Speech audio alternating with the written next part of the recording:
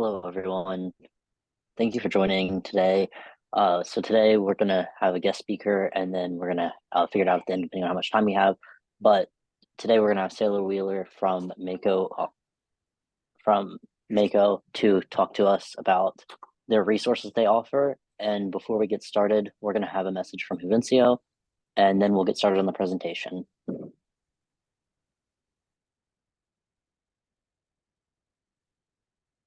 Good morning, everybody. Good morning, Eva. Thank you. And we look forward for our guest speaker today and some updates from our community partners, but also some activities that happens here in Amescan. So we look forward to have this productive meeting this morning. Thank you, Eva.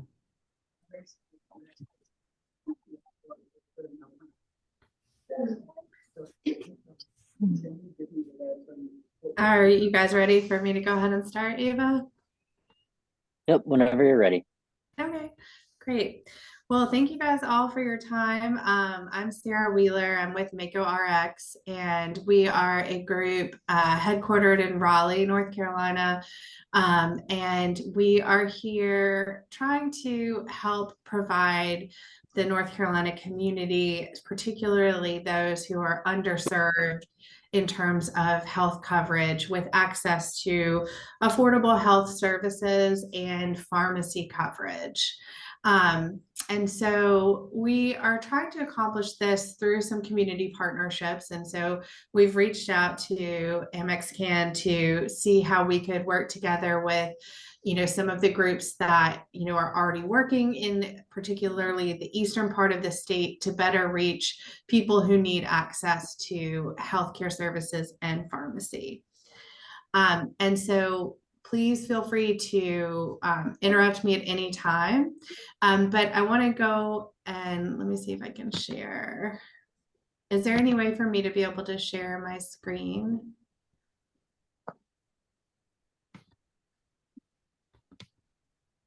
There we go. Okay.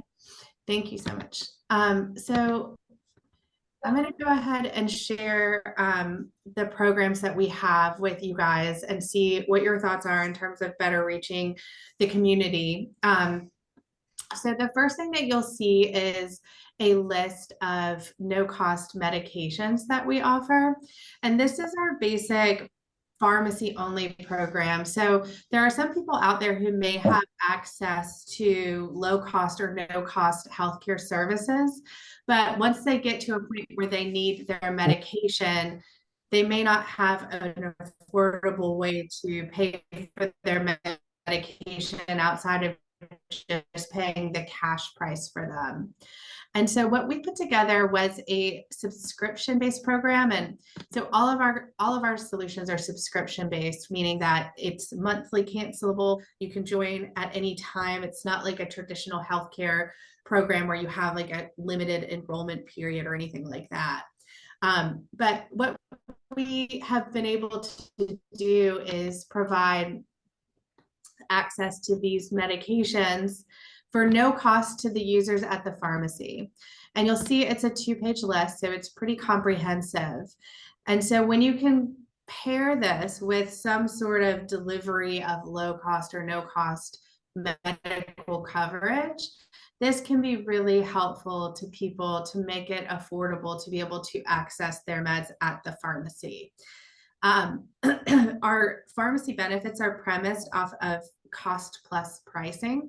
So I don't know if any of you guys have heard about Mark Cuban getting into cost plus pharmacy pricing, but essentially what that means is the cost plus is as close to wholesale as you can get for the cost of a medication while still picking it up in the pharmacy. So the cost part is the actual wholesale cost of the med. And then the plus is $8 that we pay to the pharmacy to dispense it. And I think that is while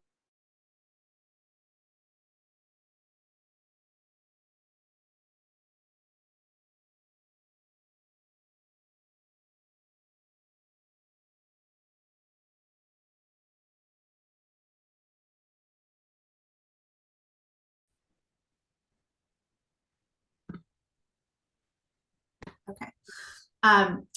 There's a ton of chronic meds on this list that are going to be provided for free. So you'll see we have diabetes meds, cholesterol meds, heart, blood pressure meds. There's kind of a trifecta of meds that you need if you have like type 2 diabetes, which is going to be blood pressure, cholesterol, and diabetes meds. So that is really important to have on here. And then we also have obviously the acute meds as well. So antibiotics, antivirals.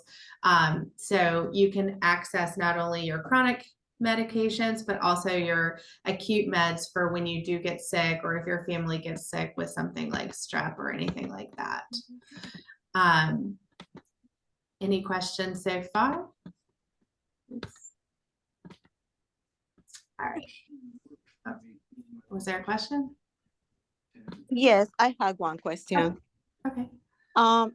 Do you say this is working with a subscription and the patients need to pay any subscription amount every month, or is annually?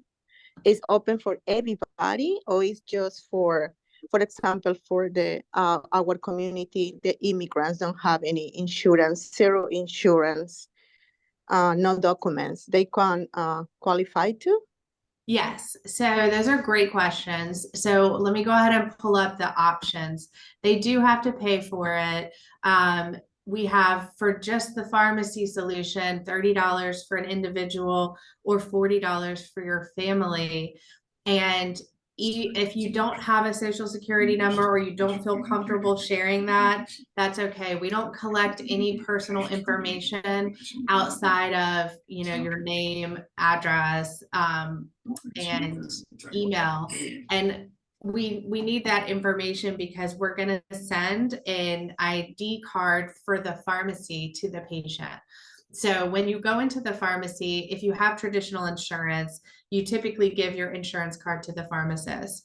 And on that card, there's a couple of pieces of information that are going to help the pharmacy know what the cost of your med is. So the BIN and the PCN numbers on that card help to tell the pharmacy whether this med is going to cost $10, whether it's going to be free, all of that information. So with our program, we do need your, you know, name and address, because we're going to mail you a copy of your card, and your email, because that's how we mainly communicate, and as well as a phone number. And those are the main pieces of information that we need for someone to be able to enroll in the program. And same for family members. Does that answer your question? Yes, thank you so much. Okay. And we have copies of all of this collateral in Spanish as well that we've developed to make sure that we can access, you know, the, you know, Latino community in North Carolina is severely underrepresented in terms of access to health insurance and healthcare. So we wanted to make sure that we can provide something. Now, this is going to be different than traditional insurance. You can see, number one, the price is a lot lower. Number two, we don't have access to coverage for hospitalization or coverage for specialty doctors. This is going to cover your basic needs. And then if you want to have additional coverage on top of that, you need to look at, you know, a marketplace plan for full insurance, or something like a health share that can cover hospitalization. But from a day-to-day preventative medicine kind of standpoint, this is going to cover the family members who want to have access to that. So for people who do need access to medical coverage, in addition to pharmacy coverage, we have our silver and our gold program. Our silver program is going to give the person access to 24/7 virtual urgent care, and the providers who are answering the phones or, you know, having the calls for urgent care also have Spanish speaking providers available. And we also have access to licensed social workers for mental health. And so this is important because there's over 30,000 mental health providers as part of this group. So a lot of times, especially with some of the resources for, you know, North Carolinians, there's a lack of access to mental health just because there's not enough providers. So with this solution, we have enough providers to make sure that someone can receive the help when they reach out and they need it. And this subscription is $45 for an individual and $55 for a family. Any questions about the Silver program? Okay. And of course, this comes with the access to the medications for free as well. And the last program that also has something that we can leverage for the community outside of the Gold subscription is our Gold program, and it includes in-person physicals with labs. And to do this, we have a virtual clinic that we can take out into the community. And so I want to bring that up because it doesn't have to be used just for Gold. We could use this in conjunction with migrant outreach for taking it into some of the farm camps, or any other, I guess, events where we could have set up for things like A1C testing, or if people wanted to enroll in the Gold program, we could have it there to do the physicals and the lab work. But it's a really nice 2 exam room mobile clinic that we are using for community efforts that we're working with here in North Carolina. And so the Gold program is going to include that in-person lab and exam. And that's super important to give the patients kind of their baseline of health. And then from there, we're going to pass it off to virtual providers. So it also is going to include virtual primary care, and then virtual urgent care and virtual mental health. And so again, we will definitely work, if we're working with the Latino community, we'll make sure that we have an in-person provider to do the physicals who is going to be bilingual. All of the virtual providers have bilingual access there for Spanish-speaking providers. And this is, kind of the most comprehensive version of our health plan. So this is going to give the patients all of the necessary screenings to see if they are pre-diabetic, if they have any blood pressure issues, if they have thyroid issues. The screening can include a wellness screening for women. It's going to include for men who are over, I think, 55, like a prostate value from a lab perspective as well. And so this is going to be able to give people kind of that hybrid experience where it's not all virtual. We're going to get the data in person, and then we're going to have virtual kind of work together to provide the best solution for patients. And again, the nice part about these solutions is because we have virtual providers incorporated, patients don't have to miss work or school in order to be able to be seen. The providers are accessible 24/7 for urgent care, and for primary care, they can work with the patient and be able to be seen, like perhaps on like a break or something like that. And so I think it expands access above the traditional going to the doctor's office and waiting there for many hours, unfortunately, just based on the lack of access to, enough providers to handle the workload here. So let me pause and see what questions people have.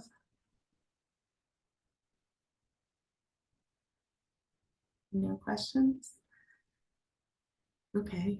I think the last thing to note is, there are patients who may be qualifying for Medicaid and have the ability to go into a doctor's office through that program. Part of the issue there is just availability. There's just been expanded access to Medicaid, which is great, but also then limited access to be able to be seen in a timely manner. So we are working with different community organizations, and this is a solution that we can partner with different, kind of free clinics in the area to maybe work out a solution to leverage our mobile clinic to see patients out in the community instead of having them to have to come into a facility, and to work out a way to incorporate, the Medicaid option through this program. So definitely a lot of potential out there, especially with our mobile clinic, to meet people where they are versus to make people have to travel or take time out to attend to their health needs. And that's part of our goal.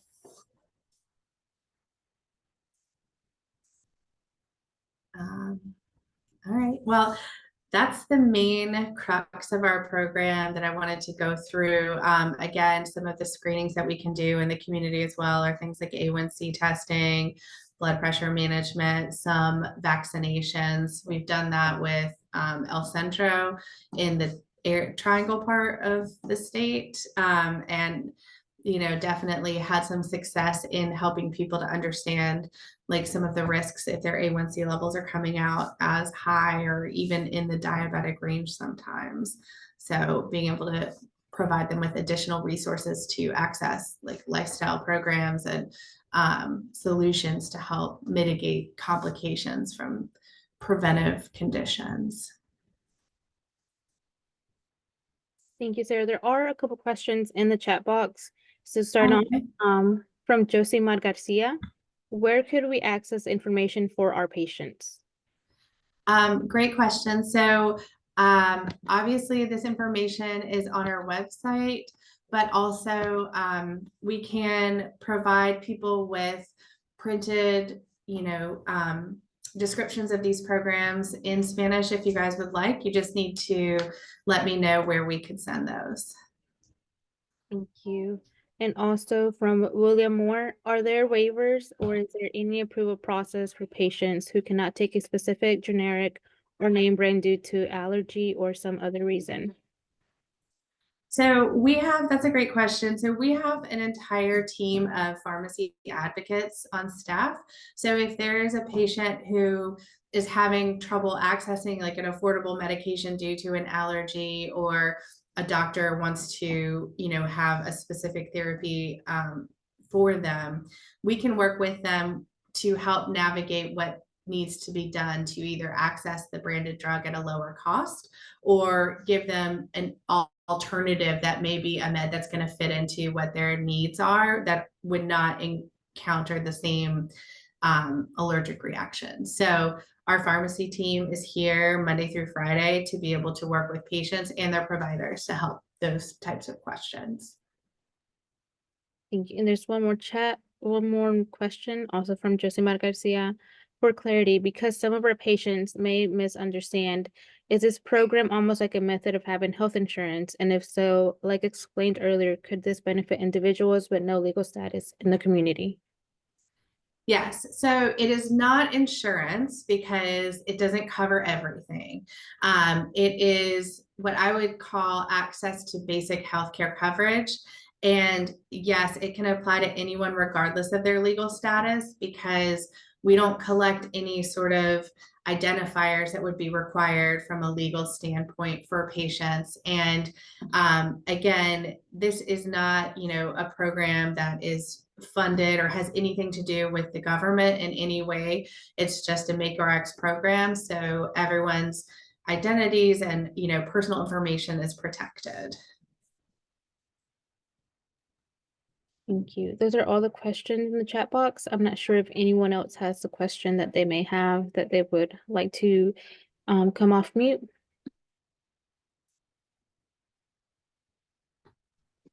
Hey, Elizabeth. Hello. Hey, so I just wanted to add on to what I was asking earlier. But for those that do not know me, so my name is Josimar Garcia. I'm the health educator at Kinston Community Health Center. I work in the outreach department. And so I just wanted to add on to the questions I had. Reason being is because, with us being a FQHC, I just kind of want to have some clarity here, make sure that this program wouldn't affect like any type of like HRSA regulations or HRSA policies, because I know there can be some things that whether it be for our center in particular or whether the pharmacy that we have in in-house can utilize. So I just want to, make sure that if I were to promote this program to the individuals that I serve, that it's okay and it won't affect like any type of HRSA regulations or policy. And then the last question I have, again, like this is actually my first Latino Health Alliance meeting, so I really appreciate the time and the invite. But I was wondering if Sarah was gonna put her information in the chat box so that way we could send out our email and kind of request information in Spanish as well. Yeah, I definitely have put my information in the chat box, so you have access to my email there, and I can put my phone number as well. And yes, you guys can all feel free to reach out to me, and I'll be happy to send you, materials that are in English and Spanish for your patients. And it's a great question from an FQHC perspective. So because our programs aren't construed as any form of insurance product, we don't interfere with any sort of regulations or eligibility for different federal or state funded programs. So this is going to be something that if your patients wanted to access, they can do so. And it's not going to be something that would be considered any sort of official coverage of any type. Does that make sense?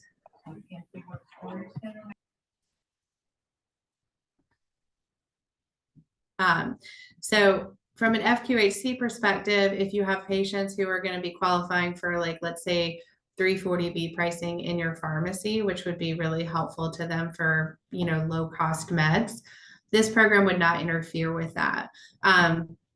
This is going to be a program where I think, you're going to be looking to find a solution for cash payment. From my understanding and working with different community organizations in North Carolina, the Latino community is, kind of highly weighted in terms of cash payment for health services. And unfortunately, the way that the US is structured with insurance, cash prices can be really high because there is a rule of how much of a discount like the insurer should be getting off of the cash price.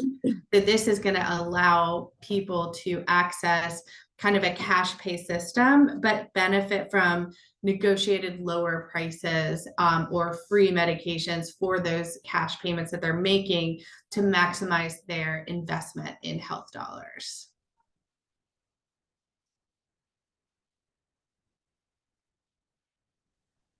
Thank you, Sarah. Any other questions for our invited guest speaker?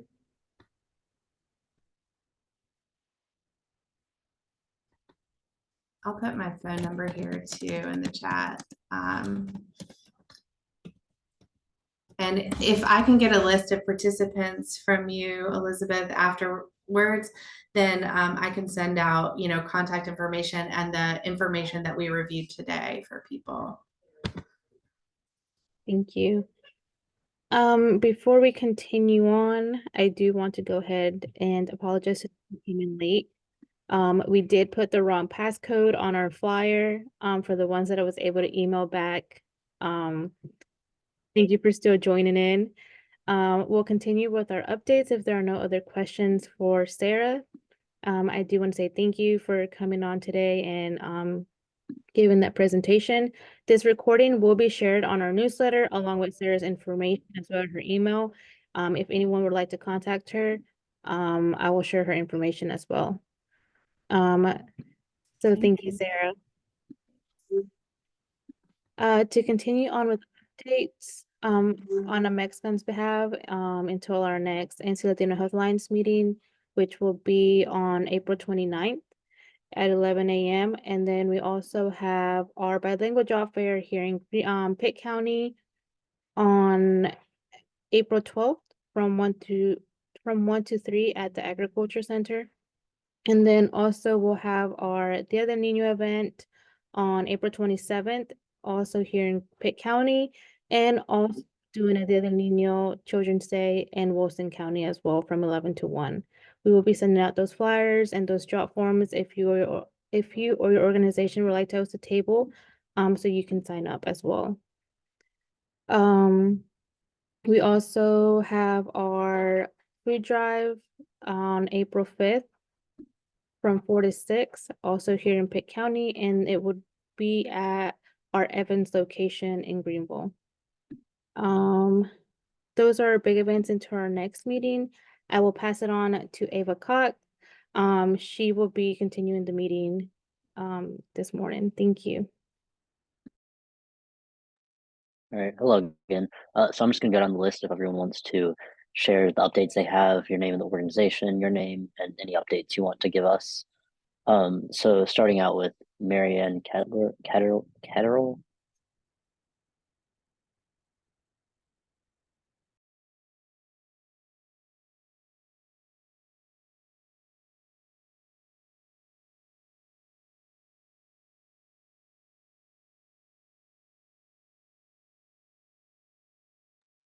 Okay, and if you just wanted to put that information in the chat box, you can, but we'll move on to William Moore.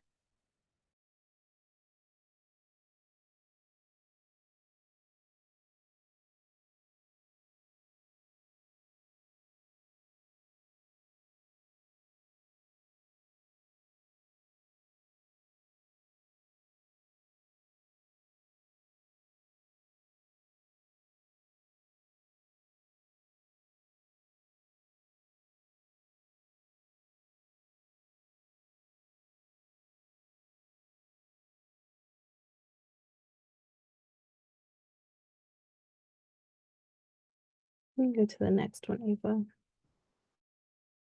Okay, so Callie Herring.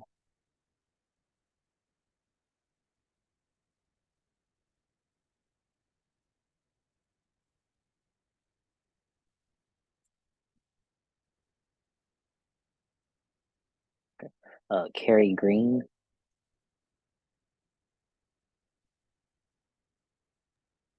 Good morning. This is Carrie Green. I'm the Director of Communications for Carolina Family Health Centers. We have FQHCs in Wilson, Nash, and Edgecombe counties.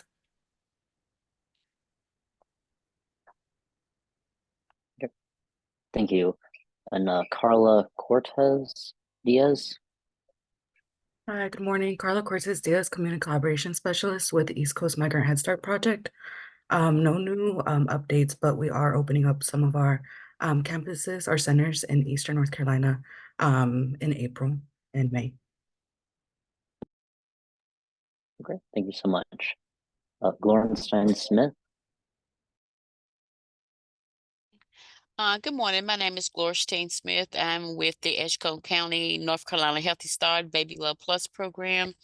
And I don't have any new updates for today. We're just in the process of our grant renewal for the next 5 years. And I'd like to say good morning to each and every one of you and have a great day. Okay, thank you so much. John Silvernail.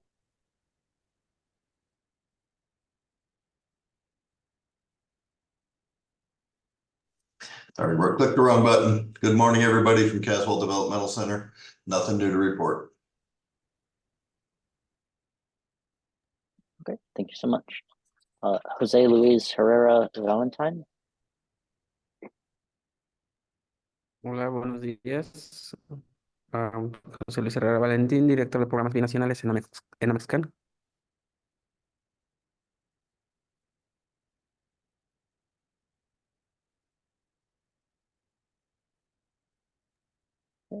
Manuel Sotelo.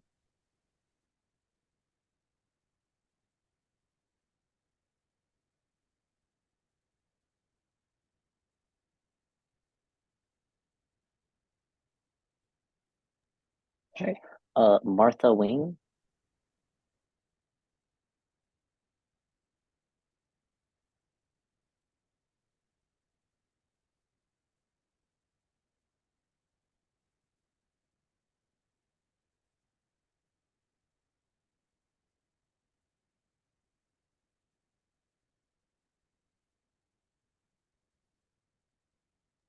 You're muted. We don't have anything new right now. The grant is almost over, but I'm making contacts and hoping to get involved with the VA with their COVID program. Thank you. Thank you so much. Melissa Reese. Good morning, Melissa Reese, Community Liaison Coordinator with Trillium. And I don't have any updates. Thank you.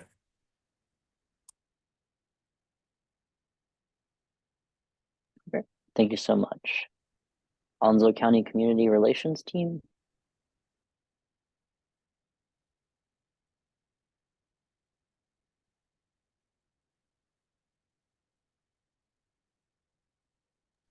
Okay, no updates. So moving on to Phil Triplett. Good morning. This is Phil Triplett with North Carolina Emergency Management. I'm just monitoring the call to see where we might be able to plug in with our private sector partners as well as other volunteer organizations that might be of help and of service. Okay. Thank you so much for sharing. And Ricky Boyd.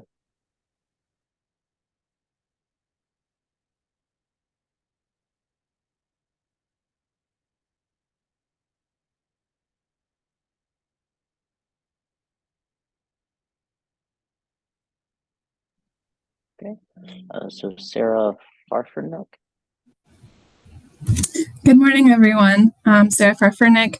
I work in the State Refugee Office. I'm the Outreach and Engagement Program Consultant. So I'm really focused on working with refugee populations and newer opposite refugee resettlement populations, including Ukrainians and Cuban and Haitian interns, and helping them access resources and services that they need.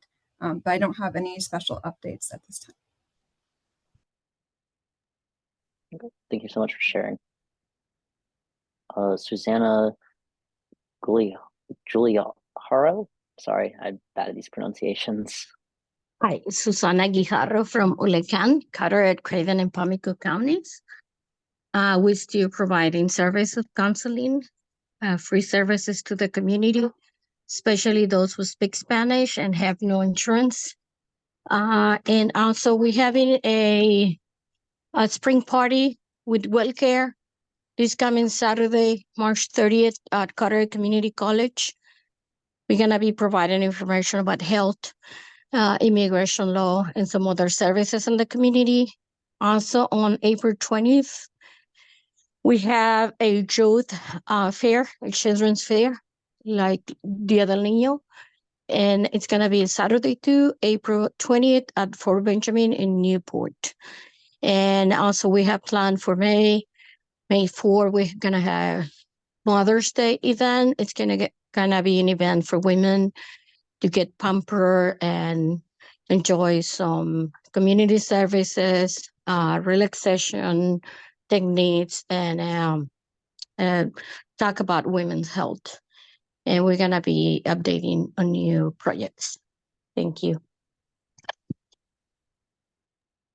Okay. Thank you so much for sharing. So up next we have Tania Saldara Ga.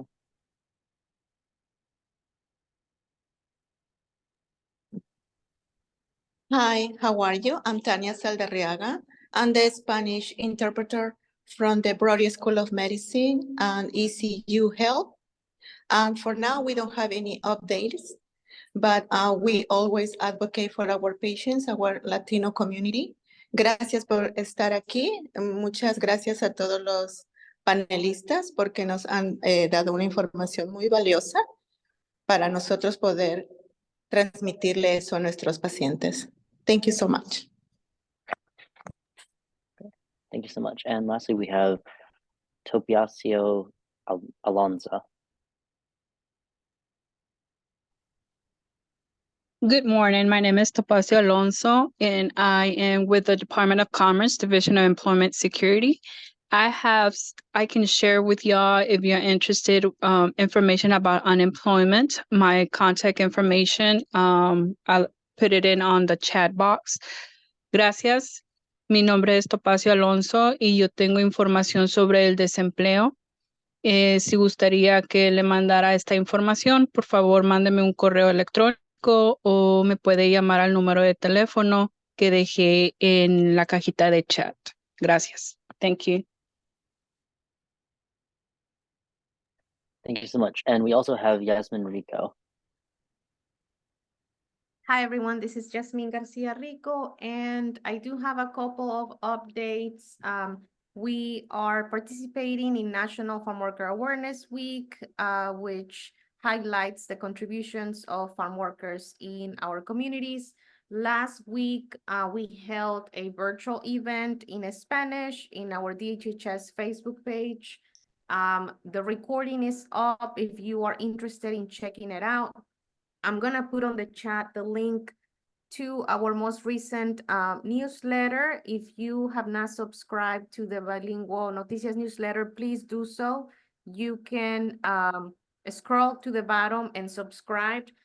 Something that I wanted to share from that newsletter specifically is the Sunbox program, which will provide food to children this summer. And so through this program, people will receive a one-time payment of $120 per eligible child on a debit-like EBT card for the summer. And families can use this card to purchase groceries at retailers that accept the EBT. And there's more information on this on the noticias, but we will continue to post more updates regarding this program on our DHHS Facebook page and other social media pages. So you should follow us on social media if you are not already. And I know partners across the state are helping to share this information as well with families. I also wanted to briefly just share an update regarding Medicaid expansion. As of March 5th, so from the beginning of this month, 33,657 community members who identified as Hispanic in the state have enrolled in Medicaid through expansion. This means that we are at 67% of enrollment from the expected number of Latinos that we were anticipating to benefit from expansion, which was 50,000 or more. So we are well on track, but we'll continue to work on this outreach and communications to make sure that more people hear about this opportunity. And we also know that the current Medicaid expansion communication outreach is also going to help to make sure that we tap into community members that were already benefiting or that were already eligible for Medicaid but were not enrolled due to public charge fears and lack of information and understanding of the program, the application, and so on. So I'm going to put on the chat the link to the Medicaid expansion dashboard if you're interested in following the numbers. On the dashboard, you can break it down by race, by ethnicity, by county, so you can keep a track of enrollment efforts in your community. And I think that's all I have for now. Thank you. Okay, thank you so much. And next, we're going to do let the staff present themselves and announce any activities that their departments are doing.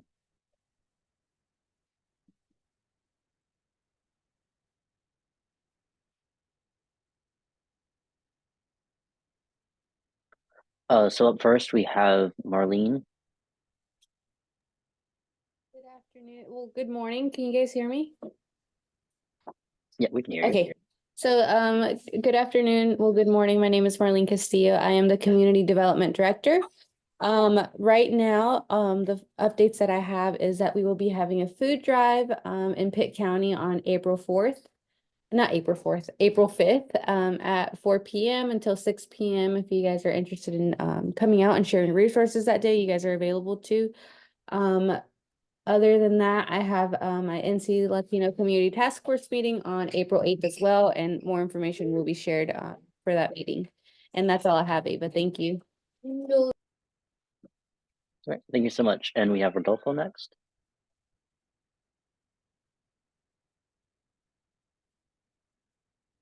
Hello, everybody. My name is Rodolfo. I'm the director of the Advocacy and Civic Engagement Department here at Mexican. And tomorrow we will be having a virtual workshop regarding it's a legal information session covering any type of legal status that one can obtain. It'll be in Spanish, and it'll be conducted by Raleigh Immigration Law Firm here in North Carolina. And that'll be it. Thank you so much. And next we have Jennifer.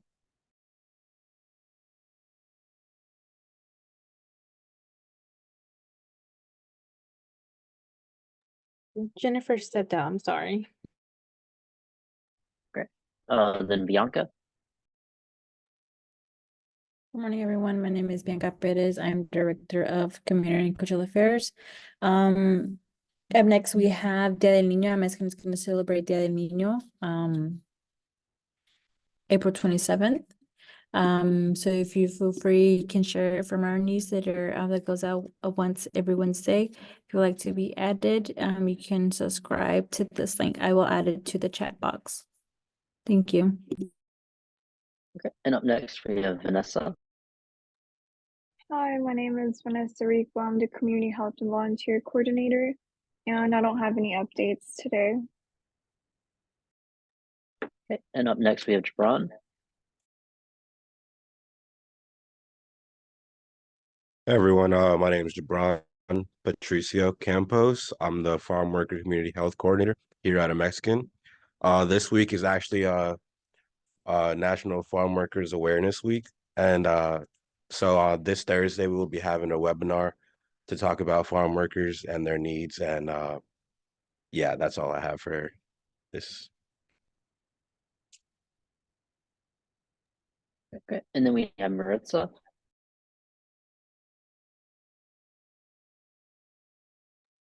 Hi everyone, Maritza here with the Education Department at a Mexican. We continue to help families complete their FAFSA application and any scholarship application students are currently and we have a virtual webinar coming up about other financial aid options beyond FAFSA for families. This presentation will be in Spanish. And then we are also hosting Latino Day at ECU in collaboration with the student organization, a Mexican at ECU, which will be April 6th from 12 to 3. All information will be in Spanish for Spanish-speaking families, and we will be sharing those resources in the upcoming days if you'd like to invite any family that is interested in learning more about ECU. Thank you.